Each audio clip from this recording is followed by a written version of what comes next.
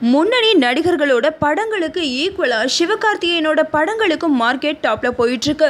இவர் நடிச்சிருக்கிற வேலைக்காரன் படத்தோட சேட்டலைட் உரிமையை விஜய் டிவி வாங்கியிருக்கு. இந்த நிலையில சிவகார்த்திகேயன் இப்போ பொன்ராம் டைரக்ஷன்ல நடிச்சிட்டு இருக்காரு. இந்த படத்துல சிவகார்த்திகேயனுக்கு ஜோடியா சமந்தா நடிக்கிறாங்க. சிம்ரனும் இந்த படத்துல முக்கியமான கேரக்டர்ல நடிக்கிறாங்க.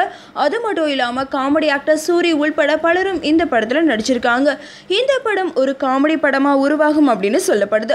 சிவகார்த்திகேயன் நடிச்ச ரஜினி முருகன் படத்துக்கு இசையமைச்ச இமான் தான் இந்த படத்துக்கும் இசையமைக்கிறாரு. இந்த படத்தோட ஷூட்டிங் தொடங்கி 2 வாரம் கூட முழுசா ஆகல. ஆனா அதுக்குள்ளேயுமே இந்த படத்தோட தொலைக்காட்சி உரிமையை ஒரு பிரபல தொலைக்காட்சி நிறுவனம் வாங்கியிருக்காங்க. யார் அப்படின்னா, இந்திய தொலைக்காட்சிகளில் முதல் முறையாக திரைக்கு வந்து சில மாதங்களே ஆன எக்ஸாக்ட்லி சன் டிவி தான் இந்த படத்தோட தொலைக்காட்சி உரிமையை வாங்கியிருக்காங்க. இதை பற்றி படத்தோட தயாரிப்பு நிறுவனமான 24AM ஸ்டுடியோஸ் நிறுவனம் அதிகாரப்பூர்வமாகவும் அறிவிச்சிருக்காங்க. சிவகார்த்திகேயன் காட்டில் மழை தான் போங்க.